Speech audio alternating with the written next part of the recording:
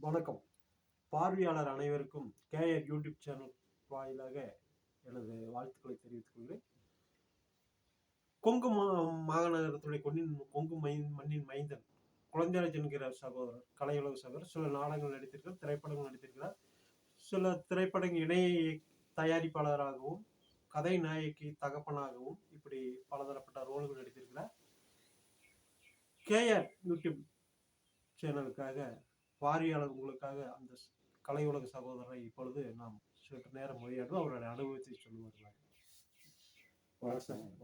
எப்படி இருக்கிறீங்க? நல்லா இருக்கேன். நல்லா இருக்கு. சரி, இந்த பார்வையாளருக்காக உங்களுடைய எத்தனை நாடகம் நீங்க நடிச்சிருக்கிறீங்க, அதை பத்தி சொல்லுங்க.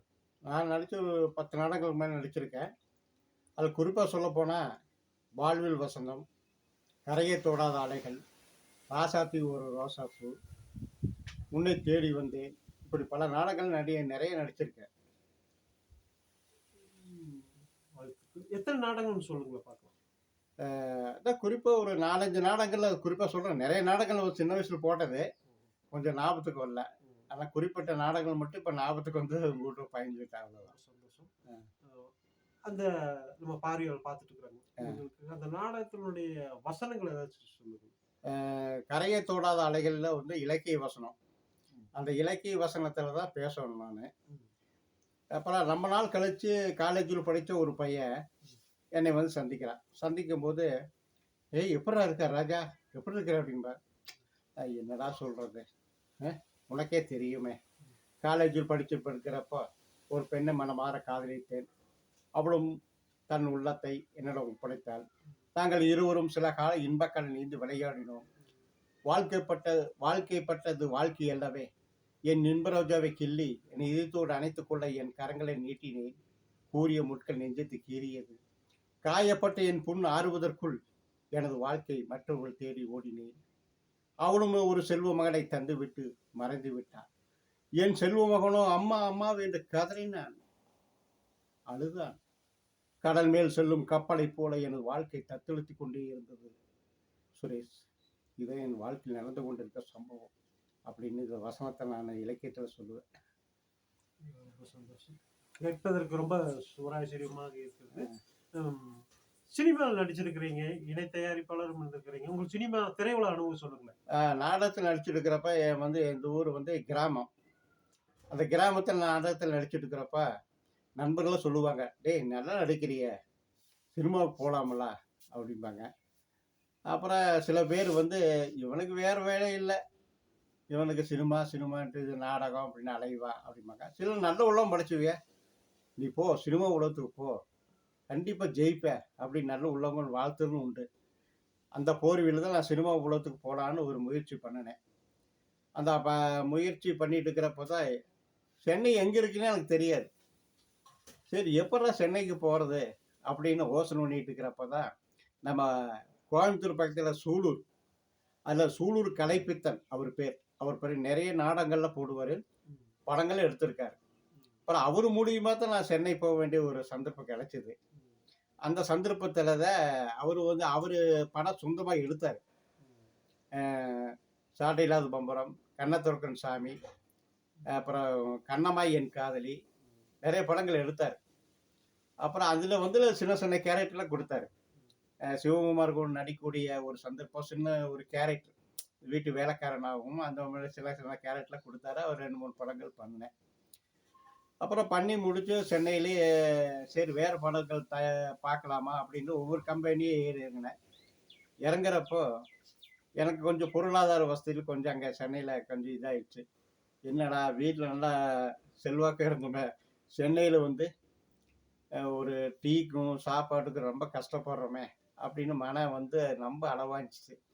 சரி ஊருக்கே போயிடலாம், எதுக்குங்க சென்னை அப்படின்ட்டு ஊருக்கு வந்துட்டேன். அப்புறம் ஊருக்கு வந்தோன்னா அப்படியே இருந்தேன், அவ்வளோதான்.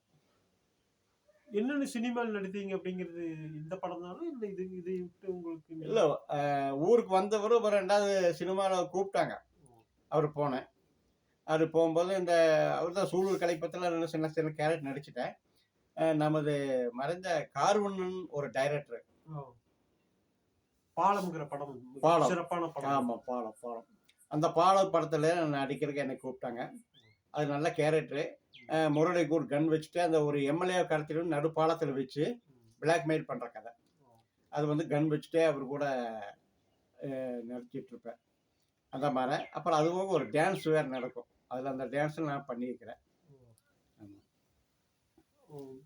ஏன் திரையுலகத்தை விட்டு மறுபடி திரையுலகம் போது இந்த படம் வழி முடிஞ்சிடப்ப வீட்டில் வந்து கல்யாணத்துக்கு ஏற்பாடு பண்ணிட்டாங்க. இவன் இப்படியே சினிமான்னு அலைஞ்சிட்டே இருப்பான், இவனுக்கு ஒரு கல்யாணத்தை பண்ணி வச்சுட்டா வீட்டோடு அடங்கியிருப்பான் அப்படின்னு நினச்சிட்டு ஒரு கல்யாணத்தை பண்ணி வச்சுட்டாங்க. கொஞ்சம் ஃபேமிலி பிரச்சனை. அப்புறம் வீட்டில் வந்து நான் வந்து கல்யாணம் பண்ணது ஒரு கோடீஸ்வரர் குடும்பம். அப்புறம் அந்த குடும்பத்தில் வந்து மாமனார்லாம் சொன்னாங்க, எதுக்கு இன்னும் சினிமான்னு போயிட்டு இருக்கிறீங்க, கம்முன்னு வீட்டோட வந்து தொழிலை பாருங்க அப்படின்ட்டாங்க. அதோட அப்படியே தொழிலை பார்த்து அப்படியே இருந்தேன். மீண்டும் வந்து அந்த சினிமா தாகம் வந்து என்னை விடலை. மீண்டும் அப்புறம் சரி அப்படின்ட்டு கலைகளுக்கு மறுபடியும் போக ஆரம்பித்தேன். வாழ்த்துக்கள். இங்கே வந்து உங்களுக்கு சினிமாவில் எப்படி நீங்கள் யூடியூப் சேனல் வந்து சினிமா வந்துட்டீங்க, ரைட்டு, சில ஏற்றங்கள் இறக்கங்கள் வந்ததெல்லாம் திரும்பி வந்துட்டீங்க. இப்போ யூடியூப் சேனல் ஆரம்பிச்சிருக்கிறேன், கேஆர் யூடியூப் சேனல். ஆமாம். இது எப்படி ஒரு முன்னேற்ற பயணம் உங்களுக்கு? இது வந்து முன்னேற்ற பயணம். நம்மளால எனக்கு வந்து யூடியூப் சேனல் பற்றி எனக்கு தெரியாது. அப்புறம் என் மனைவி தான் பார்த்துட்டு ஊக்கம் கொடுத்தா. அவர்களுக்கு வந்து என் சினிமா தாகம் இருக்கிறத நல்லாவே தெரியும் அவளுக்கு. சினிமான்னு இருப்பாரு, இப்போ வந்து வீட்டில் அடங்கிட்டு வேலையை பார்த்துட்டு இருக்கிறாரு அப்படின்ட்டு அவர் ஏக்கம் பண்ணி அவள் தான் வந்து, ஏன் இந்த யூடியூப் சேனலில் நீ ஒன்று ஆரம்பிக்கல, அதில் வந்து ஒரு பாடலாகவும் வசனமாகவும் நடிப்பாகவும் உங்களுக்கு என்ன கேரக்டர் அது நடிக்க விருப்பம் இருக்குதோ அதை நீ செய்யலாமே அப்படின்னு ஊக்கம் கொடுத்தா. அப்படி சரி இது எப்படி ஆரம்பிக்கிறதா அப்படிங்கும்போது தான் எங்கள் அண்ணனுடைய பேரை அவன் தான் ஏற்பாடு பண்ணி கொடுத்து இதை பதிவு பண்ணி வச்சு, தாத்தா நீ பண்ணுங்க, நல்லா வருவீங்க, உங்களுக்கு நல்லா திறமை இருக்குது, வருவீங்க அப்படின்னு சொல்லி தான் அதான் பண்ணபடி ஏற்பாடு கொடுத்துருந்தது. அதுலேருந்து அப்படியே தொடர்ந்துட்டு இருக்கு. இப்போ எப்படி இந்த சேனல் எப்படி ஒரு பார்வையில் உங்களுக்கு ஒரு ரசிகர் வட்டம் உருவாகி இருக்கு, அது எப்படின்னு கேட்குறேன். இந்த சேனல் எப்படி போயிட்டு இருக்கு உங்களுக்கு? இது பரவாயில்ல, நல்லா போயிட்டு இருக்கு. இப்போ வந்து நான் மார்ச் 13ஆம் தேதி, அதான் மார்ச் 13 25வது ஆண்டு மார்ச் 13 ஆரம்பித்தேன். ஆரம்பித்து இது வரைக்கும் போயிட்டு இருக்கு. ஆகஸ்ட் வந்துருச்சு, மார்ச் அப்புறம் இப்படி வந்து ஆகஸ்ட் வரைக்கும் வந்துருச்சு. இது நல்ல வியூவர்ஸ் வந்துட்டு இருக்காங்க, வியூவர்ஸ் வர்றாங்க, நல்லா சர்ப்ரைஸ் கொடுக்குறாங்க, நல்லா கமெண்ட்ஸும் கொடுக்குறாங்க. அப்படியே போயிட்டு இருக்குது, நல்லா வந்துட்டு இருக்குது. ஆனால் எனக்கு தெரிஞ்ச திறமையிலாம் சிலதெல்லாம் காட்டிட்டு இருக்கிறேன், பாடலாகவும் வசனமாகவும் இந்த அரசர் காலத்தினுடைய டைலாக்காகவும் பேசிட்டு இருக்கிறேன். இன்னும் நிறைய பேச வேண்டியதெல்லாம் இருக்கு. இந்த வீரவண்டி கட்டபொம்மன்லாம் அந்த பெரிய வசனங்கள்லாம் இருக்குல்ல, அதெல்லாம் பேசணும்னு ரொம்ப ஆசையா இருக்கு. அதை நான் தேடிட்டு யூடியூப் சேனல் தேடிட்டு இருக்கிறேன். அது வந்தாலும் கண்டிப்பாக நான் போட்டுருவேன். அப்புறம் சொந்த முயற்சியாகவும் சில நாடகங்கள், காமெடி நாடகங்கள் போடலாம்னு இருக்கிறேன். சில சகோதரர்கள் தேடிட்டு இருக்கிறேன். வந்துட்டு ஒரு குறிப்பாக சேர்ந்து ஒரு அந்த நாடகம் ஆரம்பித்து ஒரு குறிப்பாக போடலாம்னு இருக்கிறேன். ரொம்ப நன்றிங்க சார்.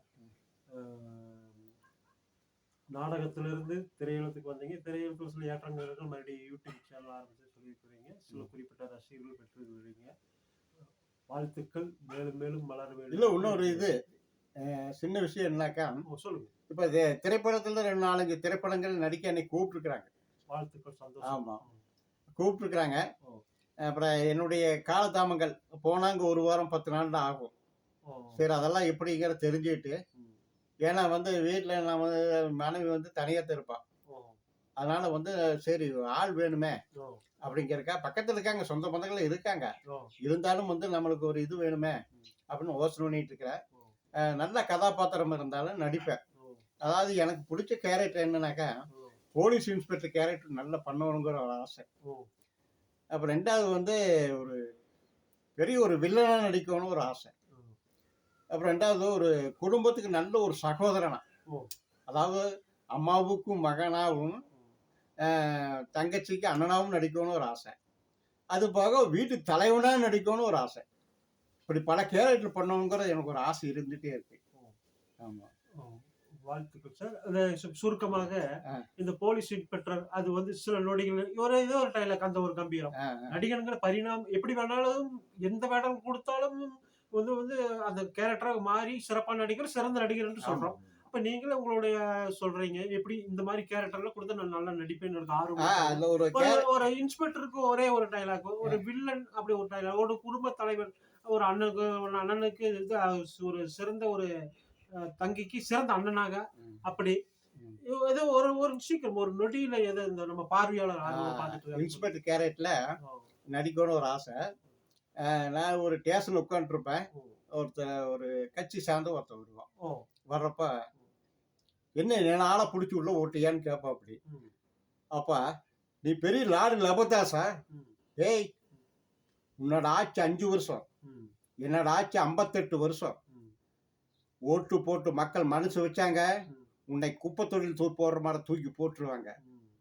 ஆனா அங்கேயும் வந்து நான் உன்னைத்தான்டா பார்ப்பேன். ஓ, சரியில்லைன்னு வையி, எண்டு கவுண்ட்லயே தூக்கிருவேன்டா." ம். அப்படின்ற வீரவசனமெல்லாம் போலீஸ்காரன் பேசணும்னு ஒரு ஆசை இருக்கு. ரொம்ப சிறப்பா வசனங்கள் பேசுறீங்க. ஆமா. நன்றிகள். அடுத்து ஒரு என்னன்னா ஒரு ஒரு குடும்ப தலைவன், ஒரு ஒரு அன்பான தங்கைக்கு ஒரு அண்ணன்ங்கிற கேரக்டர். அதுக்கு எப்படி உங்களோட பாச வெளிப்பாடு அந்த உணர்வு? அது சொல்லலாம். ஓ, அவ தங்கச்சி வரும். ஒரு ஒரு ஃபெயில் ஆயிட்டா. ஓ, ஃபெயில் ஆகி வீட்ல ஒரு சோகமா வர்றேன். ம், நான் கேட்கிறேன், ம், "ஏம்மா? ஏன் மன சோர்வா இருக்க? சொல்லும்மா." அண்ணன் தானே கேட்கிறேன். ம், "ஏடி காலையில போறப்ப சந்தோஷமா போனியே. இப்போ சாயந்தரம் வர்றப்ப ஏன்டி வர்ற? ம், என்ன அப்படி?" ம், அப்படின்னா. அப்புறம் அவ சொல்றா, ம், "இல்ல அண்ணா, நான் சொல்றதுக்கு ஒண்ணும் இல்ல அண்ணா.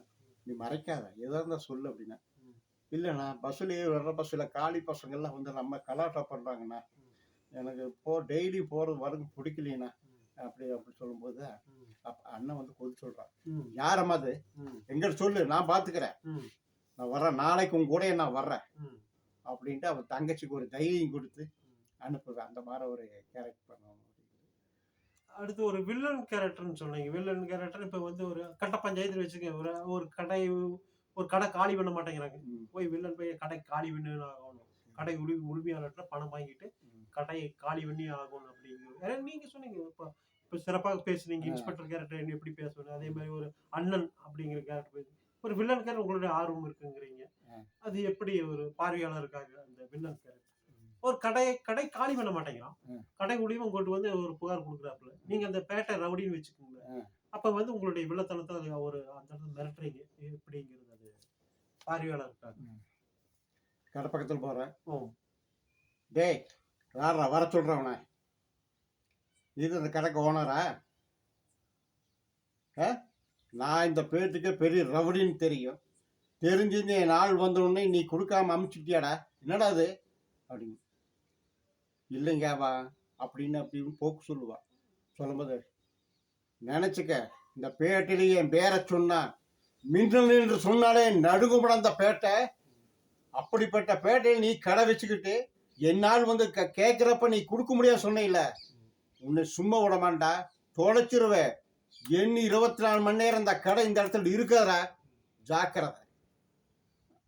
அப்படிங்கிற ஒரு டைலாக். அப்படிங்க, இது வந்து சொந்த டைலாக் நான் பேசுறது. வாழ்த்துக்கள் சார். அ உங்களுடைய ஆர்வங்கள் ஒரு நாடகம், அடுத்து திரைப்படம், அடுத்து வந்து யூடியூப் சேனல்களும் தொடங்கி இந்த அளவுக்கு பயணங்கள் தொடர்ந்து கொண்டே இருக்குது. ம். மேலும் மேலும் உங்களுடைய கலை உலக பயணம் தொடர வேண்டும். ம். மனமார பார்வையாளர் சார்பாக வாழ்த்துக்கள். நன்றி, நன்றி, வணக்கம். சந்தோஷம். நீங்க வந்து இவ்வளவு தூரம் பேட்டி எடுத்துக்க ரொம்ப நாள் சொல்லிட்டு இருந்தே பேட்டி எடுக்கோன்ட்டு. நான் வந்து பேட்டி எடுத்துக்க ரொம்ப சந்தோஷம். ரசிக பெருமக்கள் அனைவருக்கும் வணக்கம்.